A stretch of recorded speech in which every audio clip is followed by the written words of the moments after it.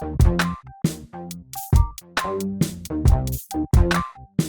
here with the Digital Digest, and today I wanted to share a quick unboxing and first look at the Sigma 65mm f2 DGDN contemporary lens for Sony E-mount cameras. Now this is also available in the L mount, but of course I am focusing as usual on Sony's E-mount. I've got the A7C here, which is in my opinion exactly what this lens has been designed to be used with, but as I've mentioned in all of my compact prime unboxings from Sigma, and this was sent over by the manufacturer for review purposes, the FX3 is yet another option for a lens like this that is ideal. This is made in Japan.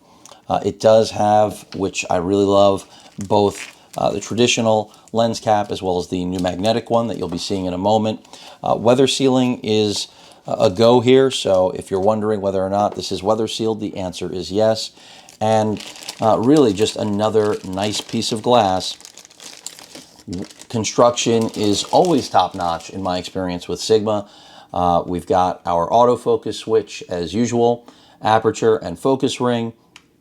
You've got that nice clicking as you step through the aperture. No switch like you would find on Sony comparables. But again, there is no Sony comparable to this lens. And that's, I give Sigma a lot of credit for really rolling out a robust line of primes that are compact and really well suited for the A7C. It tells you a lot about confidence in the A7C being a broader or more widely accepted full frame camera, and also the possibility that people just aren't looking for tremendous glass, even if it's slightly faster, even if we can get it down to f1.4, whatever it may be. People want something convenient. People want something that's well made. There, the weather sealing on here is solid. At least that is what I've read in terms of expectations. Again, I always try to keep all of my glass and camera gear dry, so that's kind of a non-issue. Let's go ahead and take a look at the magnetic lens cap. Again, love this. I'm not going to say it would sway me to go Sigma over Sony. At the end of the day, that should be a matter of a combination of factors between overall image quality, first and foremost, video quality, and then, of course, build quality and the aesthetic.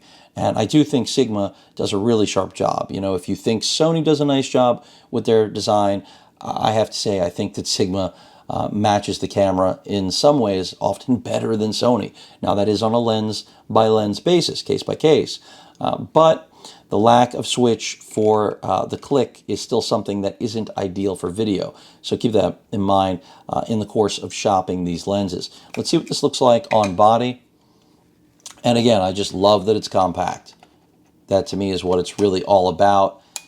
And a perfect fit. It is a fairly heavy lens compared to the balance of the primes that I've been looking at from Sigma for Sony's E-mount. Of course, this can be used in APS-C crop mode on this camera, and alternatively can be used on a Sony APS-C mirrorless camera, which will just effectively work in crop mode natively.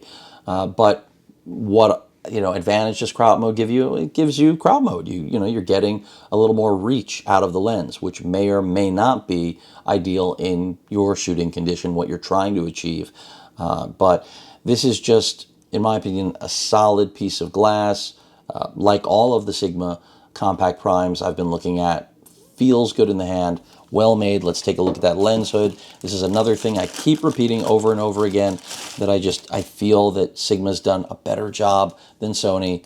This is yet again metal construction. Some Sigma glass in the past has been plastic when it comes to the lens hood, but I have to say that Sigma does do a nice job. Even though I'm having a problem threading on the hood, they do a nice job with the overall fit and finish on these lens hoods. On the compact Sony primes that launched all at 600, again, the lens hoods just, I feel like they aren't lens hoods to some degree. And if I do any comparisons, you will see them. There aren't too many direct comparisons I can really do, just because the three focal lengths of the Sonys, 24, 40, and 50, as they're just not as wide a breadth as what Sigma's rolled out. So interesting to see Sigma be more aggressive than Sony for E-mount, but they are, and I like that. It's a great time for photography, even though we're still in a pandemic. Beautiful to have so many different options when it comes to glass. This is something that I could have only dreamt about years ago, but I always knew that eventually we'd see it. And I'm just glad to see that our options don't rest solely in Sony's hands.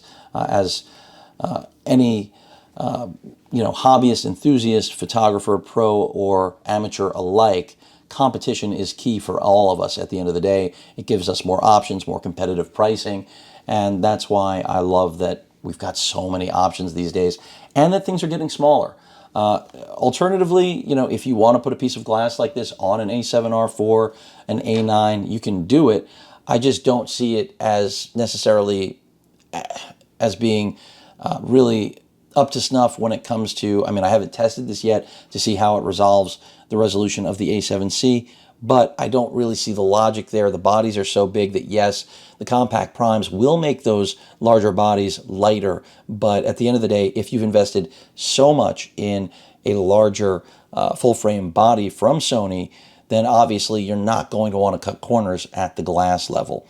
And that's why I think these are all really targeted at the A7C, and we know the A7C is only the beginning of what Sony's doing in the compact full frame game. Even though we don't have a new body yet, don't be shocked when Sony does start to roll them out, because the fact that we're getting so much glass dedicated for this camera, and also of course that can be used, as I mentioned at the top of the video, with the FX3, it is a clear signal that we are moving in a direction where less is more again. And I really appreciate that, because God knows we've been living too long with seeing all of the advancements be in getting larger and larger and larger, which kind of undoes where Sony began, and certainly what Sigma's doing with the FP, and hopefully I'll get the FPL soon to review and share with all of you, because that is another tiny full frame cinema still hybrid monster, at least from what I've seen.